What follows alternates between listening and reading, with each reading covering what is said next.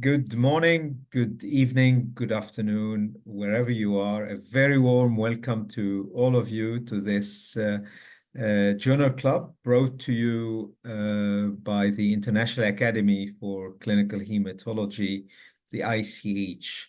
I'm Mohamed Moti from the Sorbonne University and Saint Antoine Hospital in Paris, in France.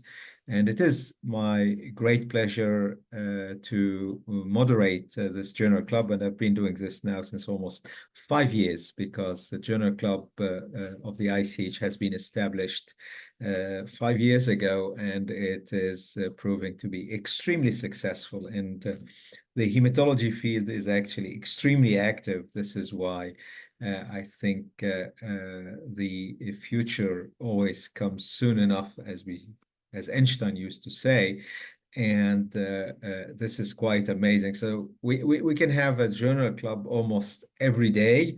Of course, the scientific committee tries to select what we believe can be practice changing with real impact. And for this journal club, the paper that was selected is this one, just pre-published in the journal Blood, and the title is Safety and Efficacy of Elranatamab in Patient with Relapsed and/or Refractory Immunoglobulin Light Chain Amyloidosis by Dr. Pedro Viana and colleagues. And we are very fortunate today to have one of the co-authors, Dr. Raj Chakraborty, who is an assistant professor at Columbia University.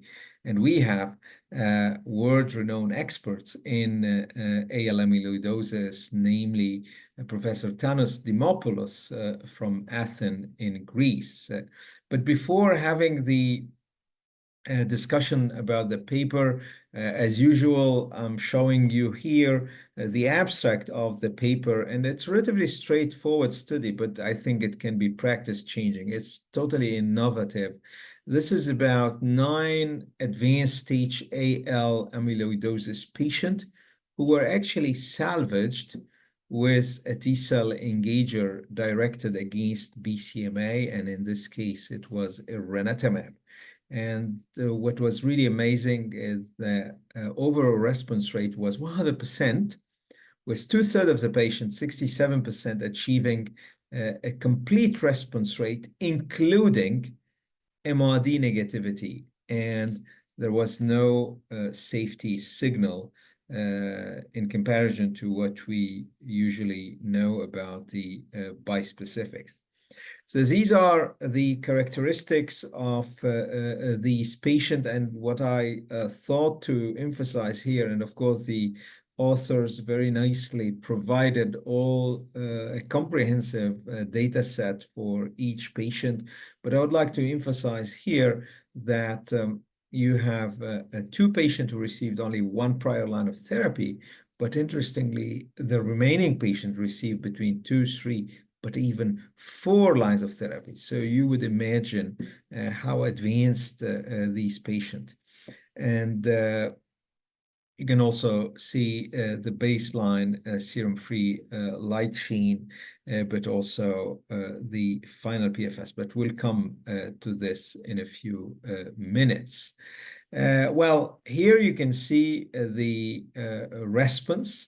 And time to hematological response is quite impressive, very quick, from 6 to 14 days, so to 24 days, sorry. So in general, on average, maybe within 10 days, you will expect a response within 3 weeks.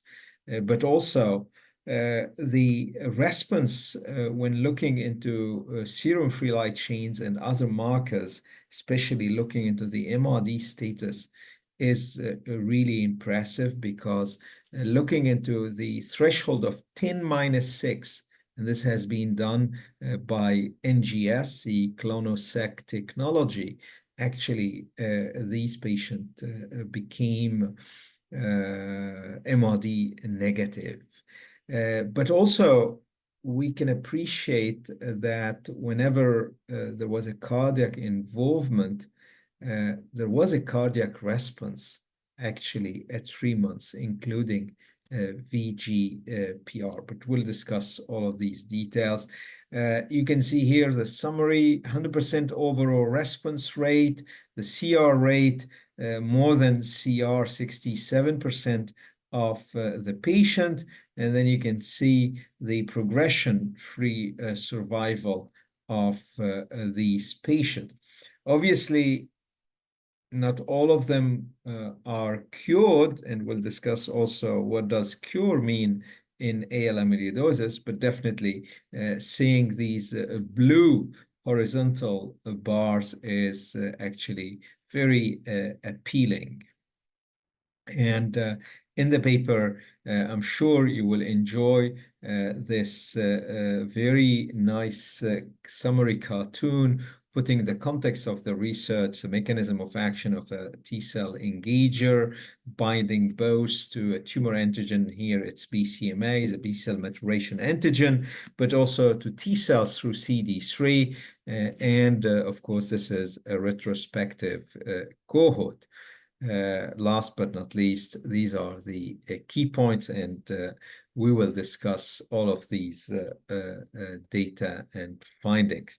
So, Raj, congratulations. And my first question, as usual, goes to the non-co-author, and here it's going to be to Professor Dimopoulos. And Tanos, before digging a little bit deeper into the content of this article and why it is an important paper, I think, for this field, I would appreciate, and I'm sure the audience will appreciate, having a sort of a historical perspective about the treatment of AL amyloidosis, because I think we're coming from very far. This was like a terrible disease, and it looks like now we are curing rather well most of these patients. Of course, cardiac involvement remains a matter of concern, but I'd love to hear from you. First of all, I would like to thank you very much, Professor Moti, for the invitation and for the opportunity to interact with you and Raj and colleagues in this interesting topic. Indeed, the outcome of patients with AL amyloidosis has changed dramatically from the beginning of bortezomib, when we realized that bortezomib is an active agent in this drug and it can induce rapid responses because the rapidity of response in AL amyloidosis is of essence. Subsequently, the anti-CD38 monoclonal antibody daratumumab shown a single-agent activity, and as we know today, we have for the first time a regimen approved both by FDA and in Europe, the combination of daratumumab with bortezomib, cyclophosphamide, and dexamethasone in the treatment of patients with amyloidosis. Indeed, amyloidosis is a very unusual disease. Most of the time, the patient has a very low tumor load in parallel to an MGUS. However, due to the specific properties and the unfolding process and the deposition of amyloid fibrils, it can be a lethal disease, especially when it affects the heart. And this is why the rapidity of response is very significant. And in contrast to myeloma, primary refractory disease is noted when a patient does not achieve a very good partial response after 2 cycles. So it's rather unusual to call refractory a patient who achieves a partial response, but not a VGPR. And this indicates and highlights the fact that we need a very rapid response in order to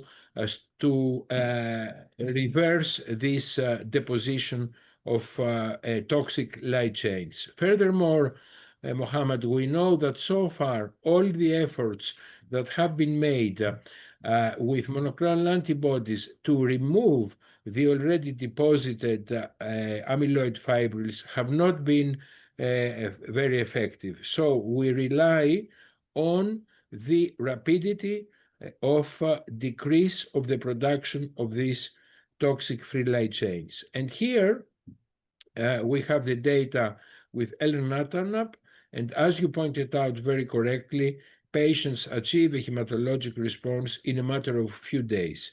And these are heavily pretreated patients. So I believe that it was a very good idea for you to choose this subject because it may open a new therapeutic era in amyloidosis. Our group with Stathis Kastridis have published on the role of an antibody-drug conjugate, belantamab mafodotin, in amyloidosis in patients who had failed daratumumab and several of them venetoclax. We see responses.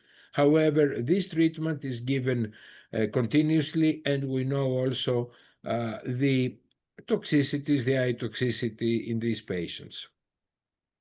Thank you very much, Tanos, for this lovely summary. We have a question from the audience about the role of auto-transplant in this complication. If we have time, we can discuss this later. But Raj, now let's go into the paper and these patients, and I guess you've treated probably more patients since the publication of the paper.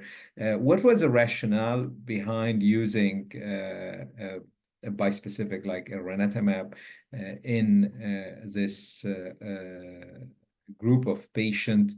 And to be completely fair, I'm well aware of other experience with other BCMA-directed bispecific antibodies like teclistamab. But give us your perspective, please. Sure. First of all, thanks, Dr. Moti, for the invitation, and thanks, Dr. Demopoulos, for the engaging discussion. To answer your question that why we chose a BCMA bispecific antibody in AL amyloidosis to be used off-label. So I think there are a few things that, made us hypothesize that BCMA bispecifics is going to be a very effective treatment in AL amyloidosis, and will be like a game changer. It is already for myeloma, but even more so in AL amyloidosis. So the reason is the first is in AL amyloidosis, patients usually have a very low plasma cell burden in the bone marrow, much lower than myeloma. And we know from the myeloma experience that patients with a low disease burden in the bone marrow, they usually respond very well to bispecific antibodies. Usually those with very high disease burden, they are the ones who are refractory. That's number one. The second is the rapidity of response, as Dr. Demopoulos mentioned, is very important in AL amyloidosis, even more so than myeloma.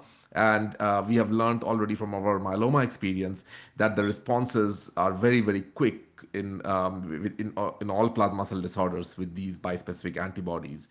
And then finally, because patients with AL amyloid have a lower disease burden, our hypothesis was that they will have a much lower risk of toxicities like CRS or ICANS, because those usually correlate with disease burden. And here we have a very low plasma cell burden. And finally, patients with AL amyloidosis will likely need a much shorter duration. As Dr. Modi, you were mentioning earlier, they will need likely a much more shorter duration because they have a lower disease burden. They don't have a malignant biology like multiple myeloma. So because of all of that, in these patients who were refractory, who did not have any other options, we tried using elranatamab off-label. We did not have any specific reason to choose elranatamab. We have also used teclistamab. This paper was just focused on elranatamab, but we have also used teclistamab. We have published on teclistamab as well with similar efficacy. Yeah, and I'm aware also of studies with linvoseltamab because we want to be fair with everybody. Excellent. So, Tanos, what did you think, about the safety profile based on this experience and maybe based on your experience when treating AL amyloidosis in general with different regimens? The story started with the melphalan-dex, then we had VCD, DARA VCD, and Right. bispecific.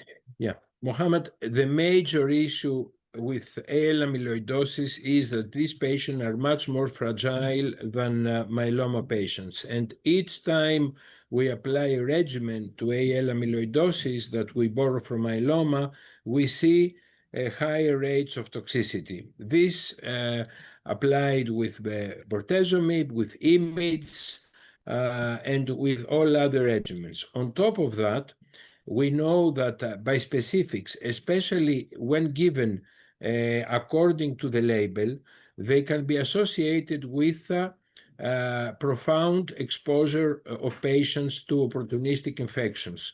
We have T-cell exhaustion, the administration of immunoglobulins either intravenously or subcutaneously has helped us a lot, and we don't clearly understand why immunoglobulins would also improve the infections that are primarily dealt with T cells, but that's another question.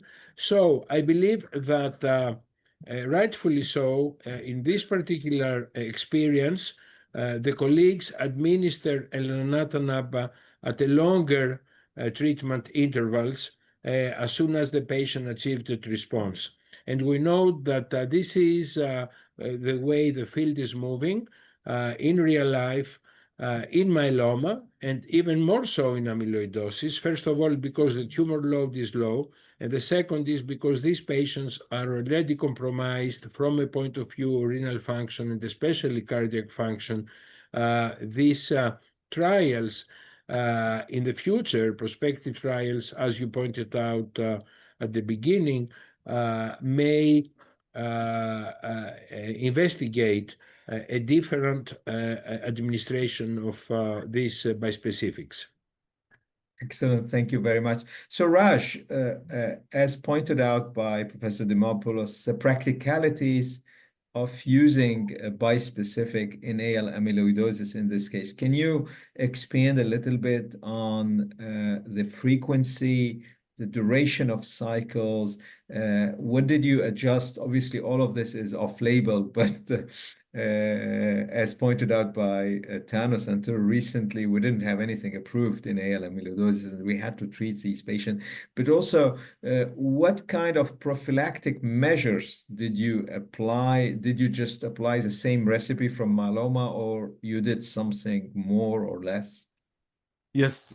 So yeah, regarding the dosing, so as you noted, this was a retrospective study, so the treatment was very heterogeneous and it also varies a bit by centers. And also at the time of the publication, some patients in the study, they were still on the drug. So it's not that all of them had completed the course of treatment. So I can maybe tell you in our center how we approach off-label use of BCMA bispecific antibody in AL amyloid. So we typically do not give for more than 6 months when we are using it off-label. So we usually give for a duration of about 6 cycles or 6 months approximately. And the step up dosing we do similar to myeloma, but we will always do inpatient step up dosing. And after that, we usually de escalate to every 2 weeks or once a month sooner than what's there in the label for myeloma. So, for example, with elranatamab, now that there is emerging data that 76 milligram Q4 weekly is has pretty much similar efficacy in multiple myeloma. That's the dose being used in some of the trials.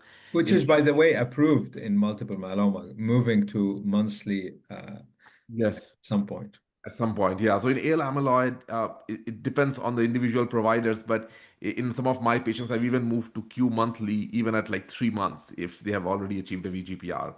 And we have given for a maximum of 6 months. Now we don't know, what is the appropriate duration without randomized trials. So maybe 1 year is better than 6 months. We don't know, but just because of the abundance of caution and safety, signals, we have done 6 months. Regarding prophylaxis, we have done similar to myeloma. So we do primary IVIG prophylaxis in all patients as soon as their IgG goes below 400, which is usually by the end of first cycle. We do PJP prophylaxis and we do herpes simplex prophylaxis.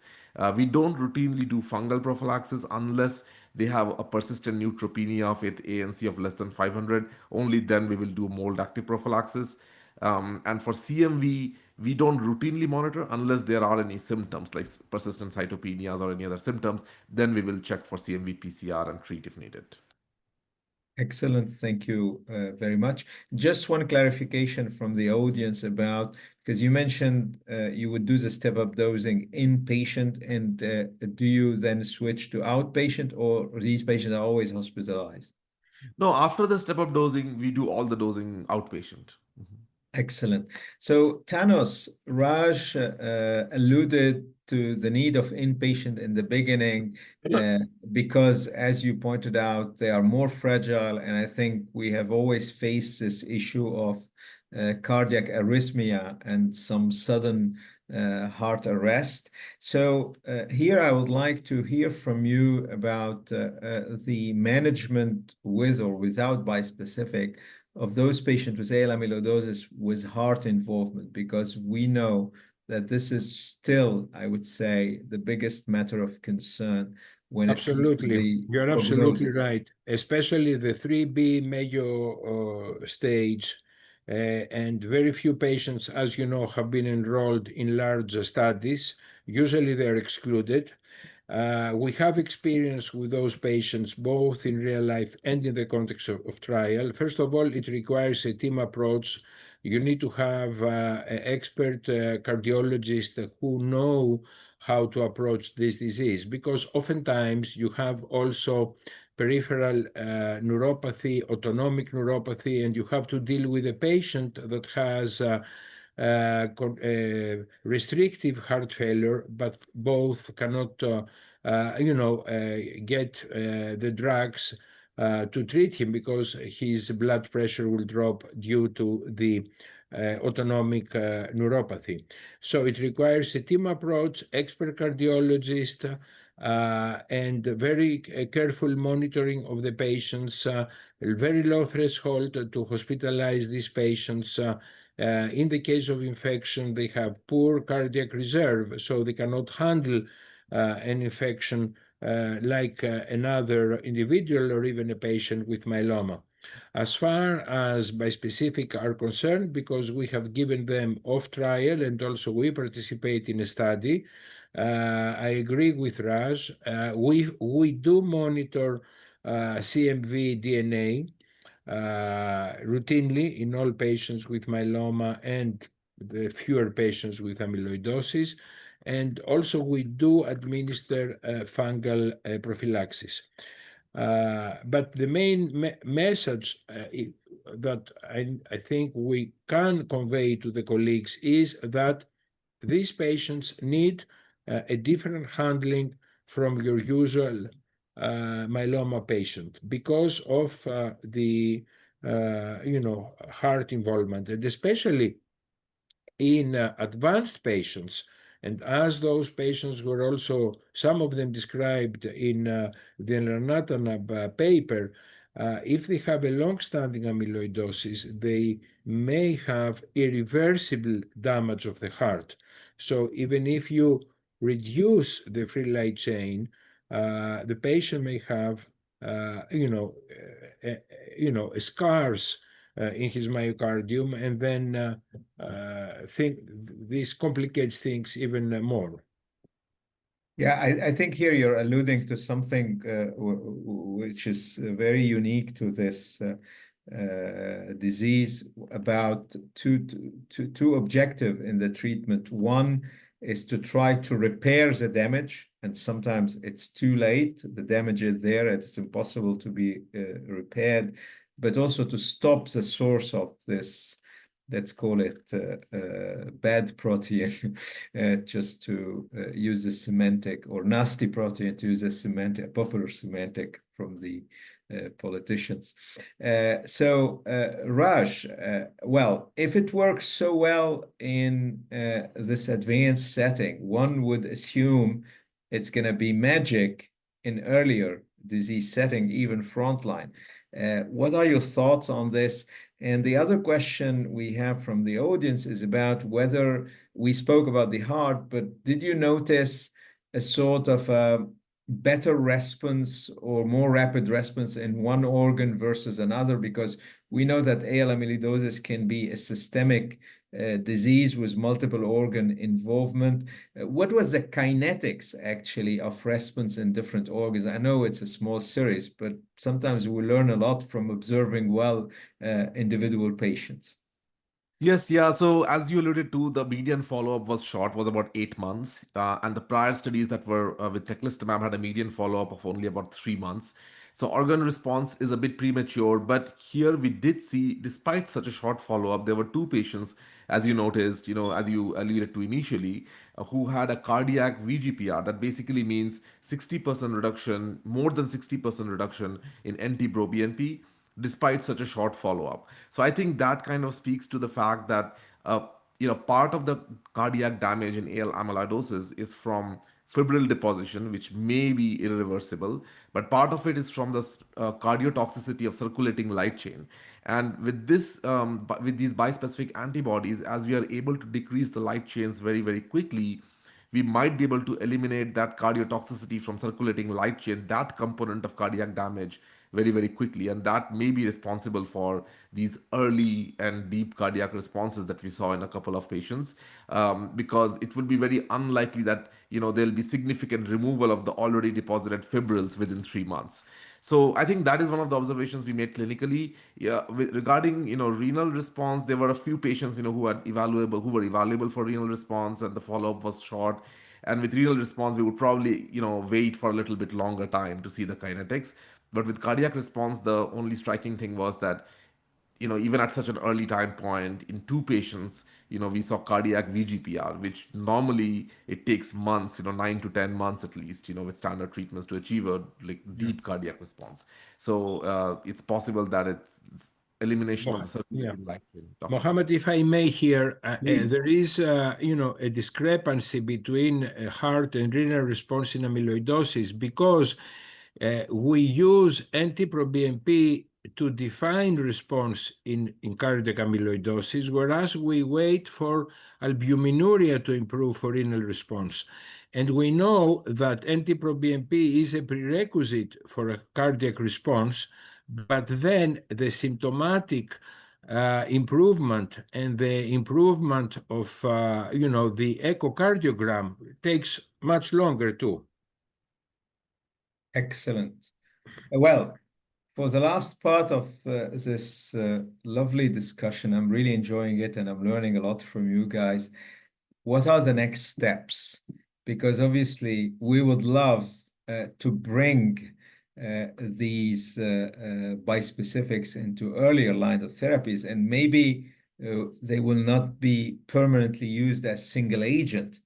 They may need to partner, at least in some subgroup of patient, with other agents like anti-CD38 monoclonal antibodies. So how do you view the field going? And maybe you can mention some of the ongoing prospective trials. I don't know who wants to start. Thanos, if you'd like. I mean, we know that there are prospective studies that are evaluating the role of bispecific monoclonal antibodies in AL amyloidosis, with, as you mentioned, with all the known bispecifics that have activity in multiple myeloma. And as you alluded previously, probably as far as disease setting, it is an ideal setting because of the low tumor load in the majority of the patients that one could receive, limited duration of bispecifics and then achieving MRD negativity, and then why not obtaining a cure. It is a much more stable and less complicated clone than myeloma. And even in our center, we have patients treated even before the era of DARA-VCD with long-term follow-up that we believe are cured just with VCD or bortezomib dexamethasone. So I believe this is a field that needs to be further evaluated, and especially now that our hopes for a bispecific that will remove the already deposited amyloid fibrils is not really on the horizon. Raj, your thoughts? What kind of work you're doing in Colombia, which is a center of excellence for amyloidosis?